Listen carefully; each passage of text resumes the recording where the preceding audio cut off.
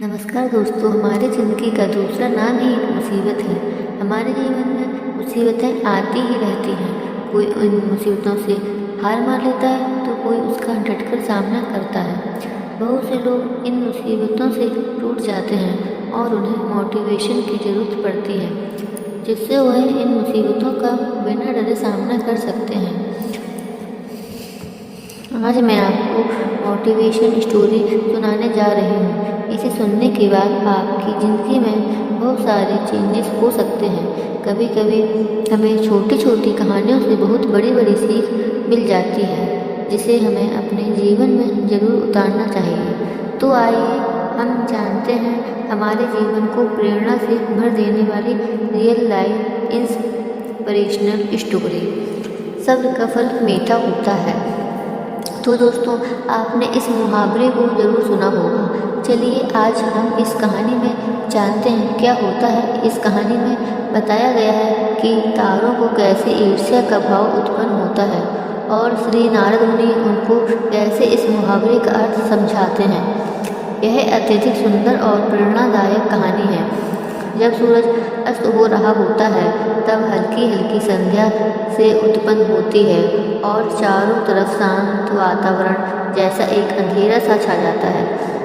सभी जीव जंतु पशु पक्षी अपने निवास स्थान को जाने लगते हैं और हल्की हवा चलने लगती है। हम जब आसमान की ओर देखते हैं तो सूर्य अस्त होता रहता है। तभी आसमान में तारे टिमटिमाने लगते हैं। कुछ तारे अत्यधिक चमकीले होते हैं परंतु कुछ कम चमकीले होते हैं। अधिक चमकीले वाले तारे पर हमारी नज़र जल्दी पहुंचती है, परंतु कम चमकीले वाले तारों पर हमारी नज़र बहुत कम हो जाती है। इसलिए हम उन पर ध्यान नहीं दे पाते और उनकी सुंदरता फीकी पड़ जाती है। परंतु उन सब में से एक तारा होता है जो अधिक चमकीला होता है, जिसके आने से पूरा आसमान जगमगा जाता है।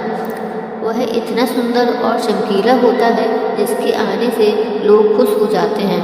इसलिए बाकी के नक्षत्र स्वाति नक्षत्र से ईर्ष्या करते हैं और अपनी इस ईर्ष्या की कथा को श्री नारद मुनि को बताते हैं।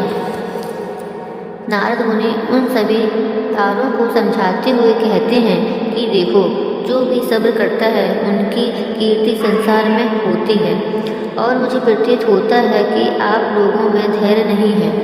इसलिए आप लोग संध्या काल में होते ही तुरंत जगमगाने लगते हैं, लेकिन स्वाति नक्षत्र अत्यधिक समय के बाद आसमान में निकट आता है।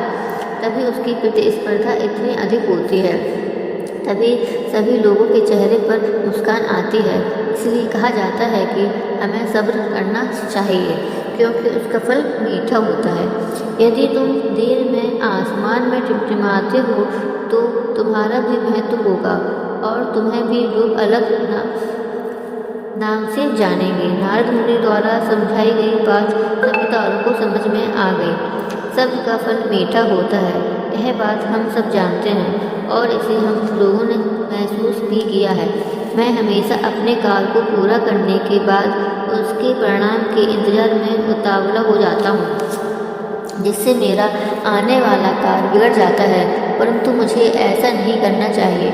मुझे सब्र करना चाहिए उस परिणाम का या उस आने वाले कार्य का जिसमें मैं उस कार्य को अच्छे से समाप्त करूं और उसका परिणाम भी अच्छा हो। हम जानते हैं जल्दी में लगाया हुआ निशाना हमेशा अपने गोल से बाहर जाता है। हमें धैर्यपूर्वक उस निशाने को भेजना चाहिए, तभी हमें जीवन में सफलता मिलेगी। हमें किसी भी कार्य को धैर्यपूर्वक करना चाहिए, तभी सफलता के दरवाजे खुलते हैं। धैर्य ही ऐसा शस्त्र है जो विकट परिस्थितियों में मनुष्य के मस्तिष्क का संतुलन बनाए रख सकता है और उसका आगे आने वाली चुनौतियों से निपटने के लिए नए मार्ग को बतला सकता है। बड़े बड़े महात्मा और महापुरुषों के द्वारा भी बताया गया है कि हमें भी किसी कार्य में सफलता पानी है तो उसे चिंता मुक्त होकर करना चाहिए और सब्र रखना चाहिए। आपकी सफलता अवश्य मिलेगी।